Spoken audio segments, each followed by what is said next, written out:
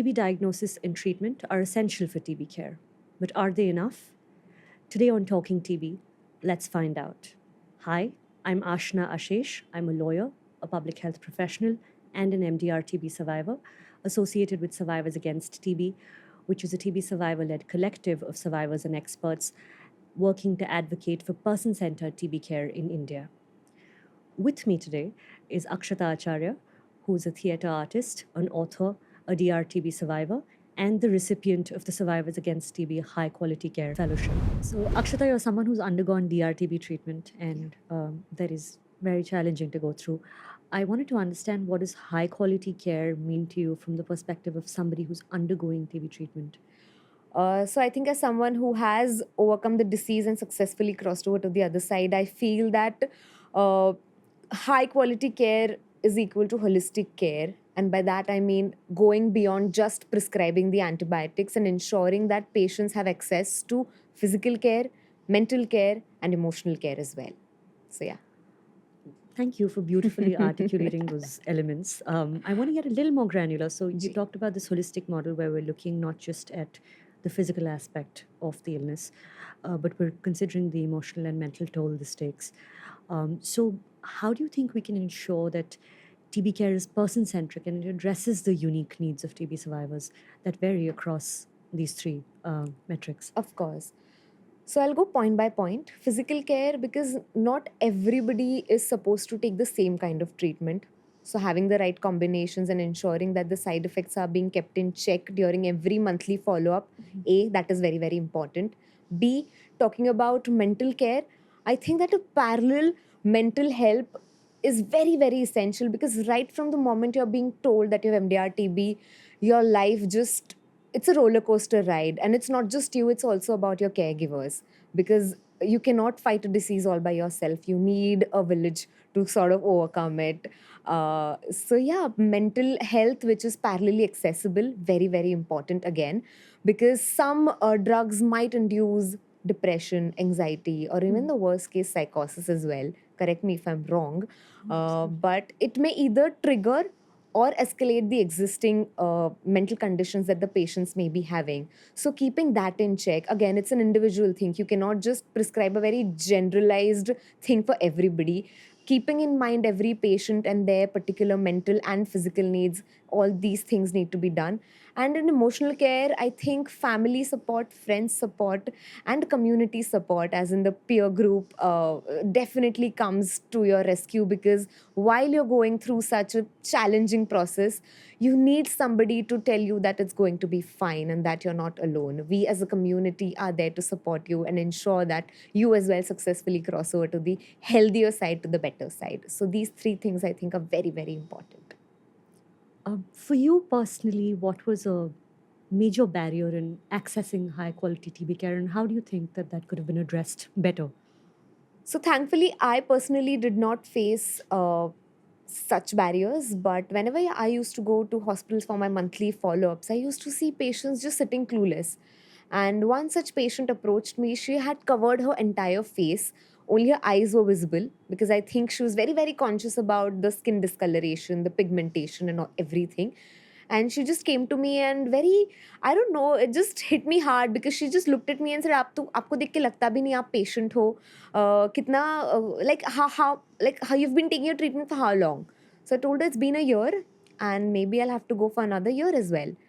And she just looked at me clueless, and she was like, अच्छा मैं तो 2 साल से दवाई खा रही हूँ, मुझे पता भी नहीं है कब खत्म होगा, मुझे पता भी नहीं मुझे टीबी कहाँ पे हुआ है। तो that was a like reality check for me, कि I was like, you doctors haven't been telling you about your own body and your own treatment.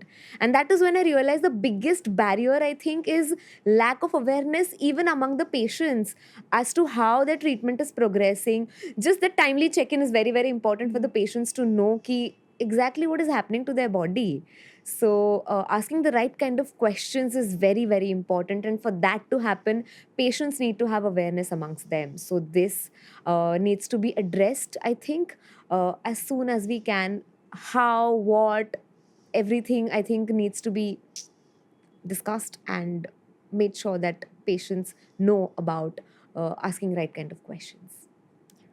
So, in your experience, can you share an instance where you felt your care was particularly attentive or person Hmm. centered? Of course, of course, of course. I was very, very fortunate enough because initially I was taking my treatment in a public, like it was a government hospital, not a private hospital. And after a year of taking my treatment there, I just felt like, okay, maybe having a second opinion at this point of time would be great because after finishing 2 years of treatment, I don't want somebody to tell me ki, the treatment that you took for 2 years was not right. So I was like, it's better at this point of time to have like an intervention from somebody, uh, someone who's from a private sector. So that is when I went to Hinduja and I got my case registered. And I was like, what is this kind of treatment that I'm being given here? Because I had a person assigned to me specifically who was taking an entire history, not just from my like illness perspective, but otherwise also how am I holding up emotionally, mentally, everything. What is it that I do professionally? So, acha, if I'm on a break right now, how does it make me feel? So, like an entire history was there, which was not just about my physical health, but also about my mental health, about my family, who's there in my family, who's there to support me emotionally when I'm hospitalized or whatever.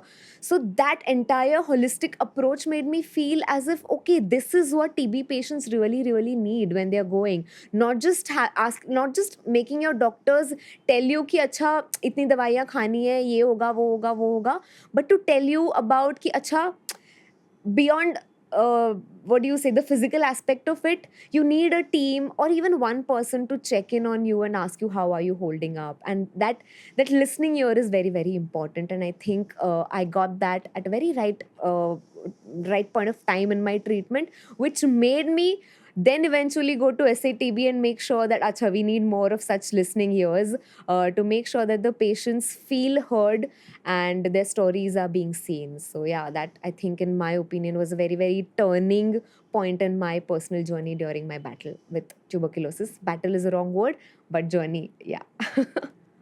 Um, I love the question you brought up of how are you holding up, and very often treatment में तो काफ़ी बार नहीं पूछते. A lot of times during treatment we don't ask people, but what we don't realize, as you said, that it's a very challenging journey, and even after you complete treatment, uh, we often don't ask how are you holding up.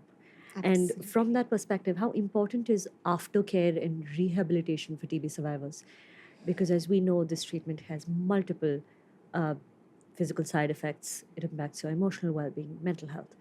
So, what do you think is the importance of aftercare there, reintegration and rehabilitation? I think once you finish your treatment, a patient is left with two questions. Firstly, how am I able to cope in the society?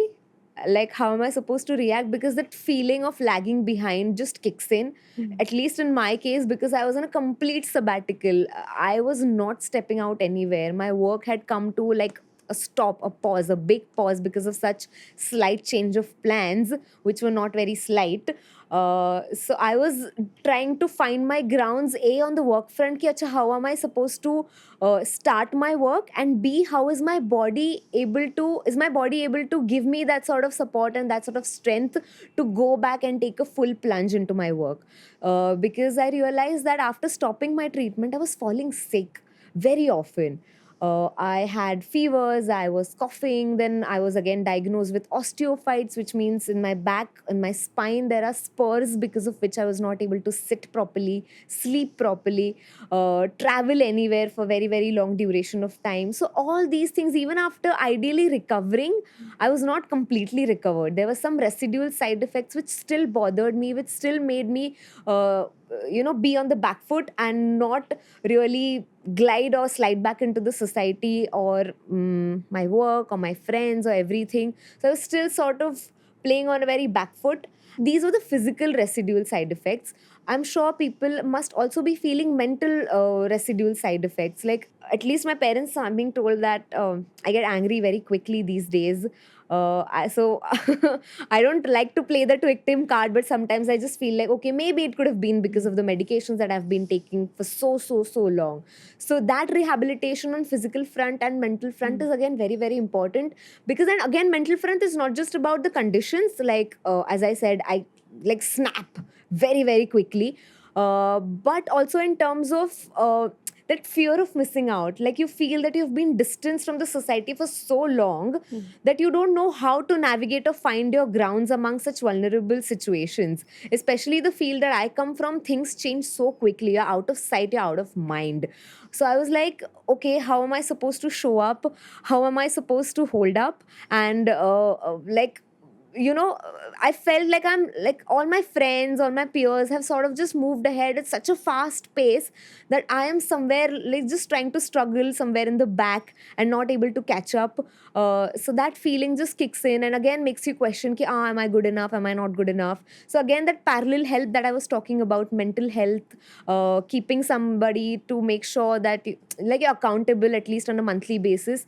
So that even after the stopping your treatment is very very essential, at least till the time that you're okay, settled, and you're able to find your ground. So I think again that rehabilitation on mental and physical level is very very important. So, from a health system's perspective, what gaps exist that prevent TB affected persons from accessing high quality care? First is accessibility. Accessible, like you as person overcoming the disease need to have right kind of information about the disease, and that again includes what do you say, counseling, timely counseling, not just patient counseling but also counseling for the caregivers. Because I know when I was being told that I have tuberculosis, I was mindlessly scrolling about it on the internet. So if you have somebody telling you that okay, this is what your journey is going to look like ahead, that would refrain me from mindlessly scrolling about it and just panicking and create that situation not just for me but also for my parents and in my caregivers in general.